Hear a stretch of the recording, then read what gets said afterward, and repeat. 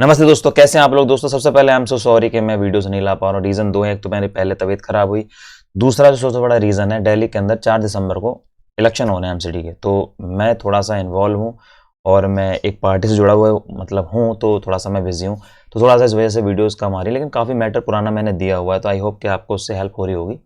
और ग्रुप भी है, डिस्कस आप लोग बहुत अच्छा कर ही रहे हैं। एनीवे मैं जो आरटीसी डिस्कस करूँगा उससे पहले मैं बहुत जल्दी-जल्दी बोल रहा हूँ ताकि वीडियो शॉर्ट बन जाए।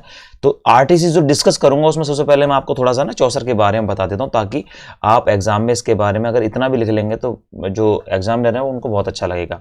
तो आप जैसे जानते हैं कि उनका जन्म ही लिव्ड बिटवीन 1340 में वो जन्म हुआ उनके आसपास और 1400 में वो एक्सपायर हो गए। और वो 3 जो राजा हैं उनकी रेन में रहे, मतलब उनके शासनकाल में रहे, रेन ऑफ एडवर्ड थर्ड में, ठीक है, एडवर्ड थर्ड में रहे वो।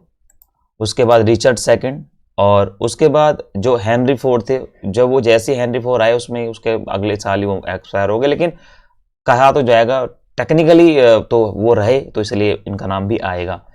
वो क्या करते थे, उनको मतलब एम्बेसडर थे, वो स्पाई बन के भी गए थे, ठीक है, फ्रांस में भेजा गया उनको, इटली में भेजा गया, ठीक है, तो इसलिए उनको जो और भी वहाँ की जो लैंग्वेज है उस पर इम्पैक्ट है, इसलिए उन्होंने 3-4 पीरियड उसमें टाइम पीरियड में उन्होंने काम किया, फ्रेंच में, इटालियन में और इंग्लिश में तो किया ही है, ठीक है, ये आपको पता ही है। और डिप्लोमेट्स थे इटली के, और इटली में गए तो वहाँ पे जो बैकेशियो था, पेटार्क और बैकेशियो का उन पर बहुत ज़्यादा प्रभाव पड़ा, तो ये जरूर आप लिखिएगा, ठीक है, ये बहुत इंपॉर्टेंट पड़ेगा। मैं बहुत जल्दी जल्दी करा रहा हूँ तो इसमें हो सकता है कुछ चीज़ें छूट जाएं, ठीक है, तो मैनेज कर लीजिएगा, इसलिए स्क्रीनशॉट से आप नोट्स बना लीजिएगा, ठीक है। उसके बाद on the occasion of the John Gaunt's son Henry four he has granted a royal pension, इस ओकेजन पे इनको पेंशन भी मिलती है, ये इनको पेंशन देते हैं, कोई बात नहीं, आप पेंशन लो। और जब ये एक्सपायर हो जाते हैं, मतलब डेथ हो जाती है इनको, तो इनको वेस्टमिंस्टर की जो अबे है वहाँ पर इनको दफनाया जाता है, और इसको जो बाद में पोइट्स कॉर्नर कहा जाता है, वहाँ पे पहले रसाई लोग ही दफनाए जाते थे, लेकिन उसके बाद इनको भी वहाँ जगह मिली, और उसके बाद तो सारे लोगों ने, मतलब यहाँ पे जो भी अच्छे पोइट थे उनको जगह मिलती थी, ठीक है। Chaucer was lightly influenced by the Italian writers Virgil, Dante, Ovid, Petrarch, Boccaccio, तो आप इनमें से कोई भी याद, दांते, पेट्रार्क और बैकेशियो को याद रखिएगा। हिज इंपॉर्टेंट वर्क्स बिल्कुल जरूरी याद करना, the book of duchess, the house of fame, Troilus and Criseyde, the legend of the good women, Canterbury tale मैं पहले बता चुका हूँ। उनको फादर ऑफ इंग्लिश पोएट्री और लिटरेचर भी कहते थे, ठीक है। मैं यहाँ पे एक काम कर देता हूँ, मैं इसको पोएट्री को डिलीट कर देता हूँ, ठीक है। और जॉन ड्राइडन ने इनको कहा था father of English poetry, literature तो कहते ही थे। Canterbury tale is Chaucer's masterpiece work, सबको पता है मास्टरपीस वर्क है।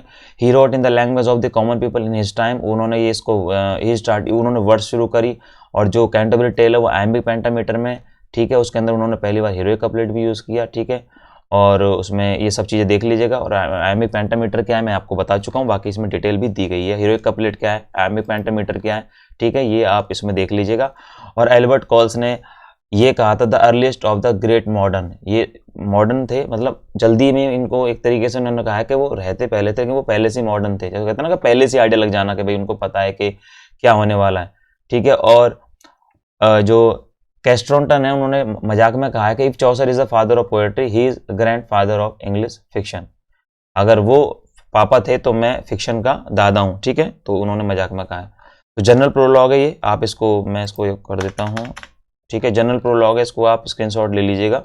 जनरल प्रोलॉग का मतलब होता है जब उन्होंने कहानी सुनानी शुरू करी थी तो उसमें एक ओवरव्यू दे दिया था, जिसके अंदर शुरू में नन प्रिस्ट टेल का कोई जिक्र नहीं था, सेकंड नन प्रिस्ट टेल का कोई जिक्र नहीं था, एक दो और का नहीं था, तो ये बाद में ऐड कर दिए गए, ठीक है। और कुछ जैसे फीमेल्स को उन्होंने डाउन शो किया है चौसर ने, लिख लीजिएगा, तो उसमें बाद में माफ़ी भी मांगी है, उसमें उनको बहुत ज़्यादा बोला भी गया है कि आपने थोड़ा सा फीमेल को बहुत ज़्यादा मतलब इस तरह से क्रिटिसाइज भी किया है इसमें नेगेटिव वे में। तो 31 पिलग्रिम्स थे, 29 वो थे, एक थे जो हॉर्स थे और एक हमारे चौसर खुद थे, तो ये टोटल थे 31, ठीक है। और सबको दो दो कहानी सुनानी थी, टोटल 120 कहानी थी, ये सब मैं आपको बता चुका हूँ पहले से ही, ठीक है। और ये सब आई गया पहले से। तो अब बात करते हैं आरटीसी PYQ, ठीक है, आपको किस तरह से समझना है, इस पर काम कर लेते हैं। Who quote the night, good sir, no more of this, that you had said is slight enough, east and much more for literal. इसमें होता क्या है कि जब इसमें जो मोक से कहा जाता है कि भाई तुम कुछ सुनाओ, और मोक उससे पहले एक तो कहते ना कि मोनोटोनस कहानी हो रही है, कुछ मतलब एक अच्छी एक्साइटमेंट की बात नहीं हो रही, तो नाइट रोक देता है मोक को, बस रहने दो सर, बहुत अब नहीं चाहिए, कुछ नई चीज़ सुनाओ, कुछ बढ़िया सी चीज़ सुनाओ। तब उसके बाद बढ़िया से नन प्रिस्टेल की कहानी आती है। तो ये कॉन्टेस्ट वो वाला कॉन्टेक्स्ट है, याद रखिएगा। जो मैंने ओवरऑल व्यू किए, तो जो उसको आपका नीरज से पढ़ रहे हैं, तो उसके अंदर नीरज में कॉन्टेक्स्ट अच्छे नहीं दिए हुए, एक्सप्लेनेशन ठीक है, पर कॉन्टेक्स्ट बहुत ज़रूरी है कि किस कॉन्टेक्स्ट में बात हो रही है, आप समझिए। एक होता है कि भाई आप रेफरेंस टू कॉन्टेक्स्ट, ये कहाँ से ली गई है, राइटर के बारे में बता दिया, राइटर के वर्क के बारे में बता दिया, थोड़ा राइटर के बारे में बता दिया, भर दिया उसको। उसके बाद सेकंड है कॉन्टेक्स्ट, तो कॉन्टेक्स्ट में तो आपको बताना ही पड़ेगा किस कॉन्टेक्स्ट में बात हो रही है, अदरवाइज बात नहीं बनेगी। तीसरा एक्सप्लेनेशन, एक्सप्लेनेशन के अंदर पूरी कहानी आप चिपकाइए, बहुत अच्छे नंबर मिल जाते हैं, ठीक है। क्रिटिकल एप्रिशिएशन या क्रिटिकल कमेंट्स, क्रिटिकल कमेंट और क्रिटिकल एप्रिशिएशन में होता है आप टेक्निकल यूज़ करते हो, पेंटामीटर कौन सा यूज़ किया है, क्यों बता रहे हैं, और कौन कौन से टेक्निकल चीज़ें यूज़ कर रहे हैं, उनके जॉनरा कौन सा है, उनके लिखने का तरीका क्या है, वो कैसे कैसे काम को लिखते थे, क्यों लिखते थे, इससे आपको बहुत मदद मिलेगी, और लिखोगे भी क्या, और कुछ चीज़ थोड़ी ना है। उसके बाद है दिसंबर 2019 में आया हुआ है when the April with his शोर शूट, ये आपका नन प्रिस्टिल प्रोलॉग का है, ठीक है। तो उसमें कहा गया जब अप्रैल होती है वो स्वीट स्मेलिंग कर रही है, शावर है, क्योंकि वहाँ पर जब ठंड जाती है तो एक हल्की हल्की धूप आती है, तो उसमें कहा गया, उसमें इसी में लोग वहाँ पे घूमने गए हुए हैं, तो उन्होंने उसको थोड़ा सा कोट किया, डिस्क्राइब किया, और थोड़ा सा बताया कि जब अप्रैल में इस तरह से बात हो रही है। टीएस इलियट के अंदर द वेस्ट एंड के अंदर ये वाली लाइन यूज़ की गई है, the cruel month of April, ये बहुत अच्छा यूज़ किया गया, तो आप मेंशन कर सकते हैं, ठीक है। आगे, his horn was good but he was not gay, ये इसके जो इसमें ये किसको कोट किया गया, नाइट को कहा गया है कि भाई his horn was good but he was not gay the first time he wanted to go. देखिए हॉर्न से आप पकड़ लेना, ठीक है।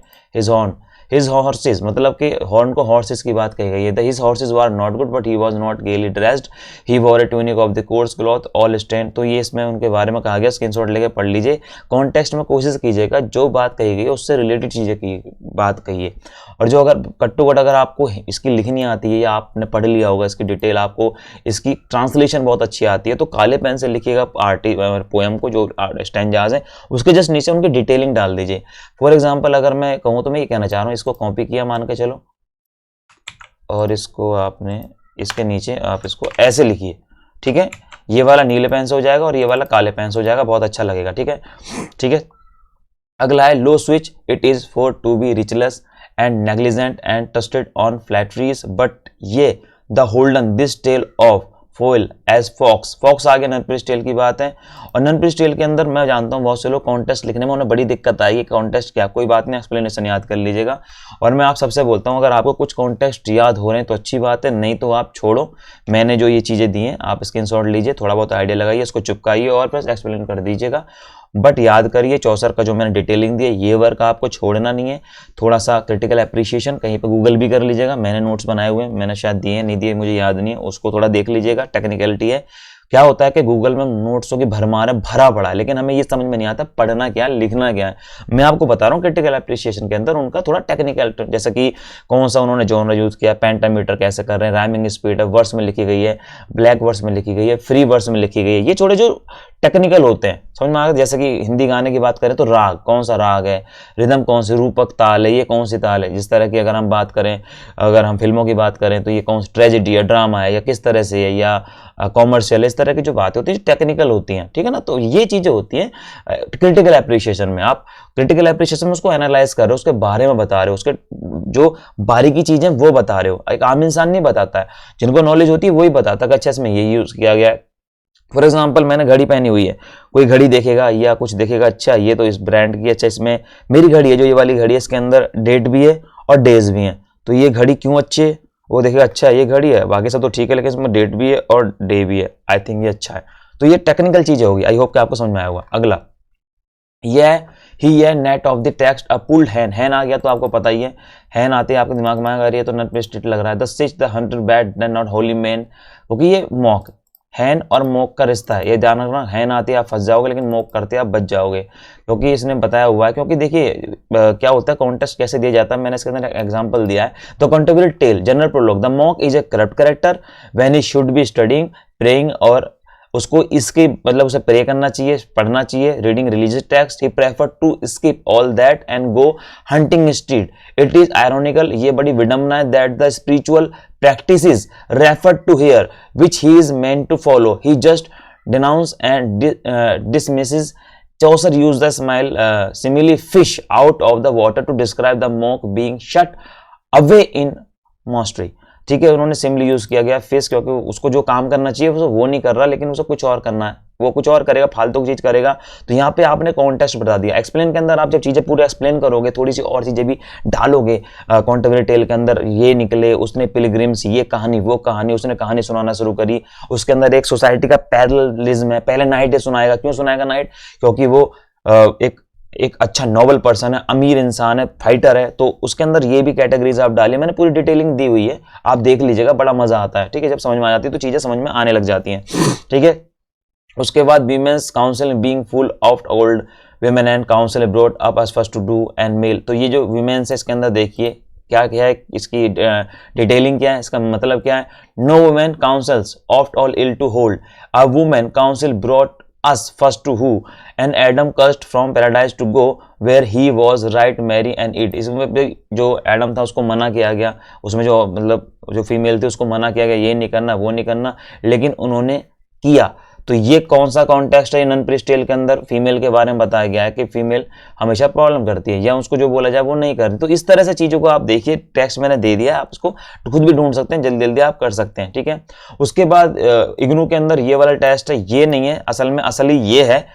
We could he sight on horns and fair right he could songs makes the well। और ये दिया उन्होंने, ये दिया है, तो मैंने रिसर्च करके पता कर लिया ये वाला है। ये दे या ये दे, आपको लिखना ये ही वेल नोन। कौन सा कॉन्टेक्स्ट है इसका?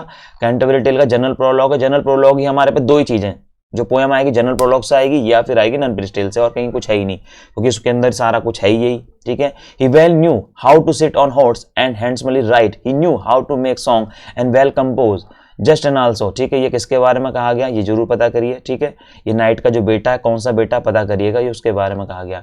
द फर्स्ट वन ही वर्ट ग्रिप्सन अबोशमान। देखो कितना टफ हो जाता है इसको पढ़ना, तो आपको फर्स्ट वन जब भी आप फर्स्ट इन आप यूज करेंगे तो आपको समझ में आ जाएगा जनरल प्रोलॉग का। सबसे पहली बात आपको ये पता लग जाएगा चौसर का, नहीं तो जब 4 स्ट्रेंजर्स आते हैं और आर्टिस्ट आती है और अगर पूरा पेपर भर गया तो आपको यही समझ में नहीं आएगा ये कहां से दिया गया। अभी तो बड़ा आसान लग रहा है, अरे ये तो पढ़ लूंगा।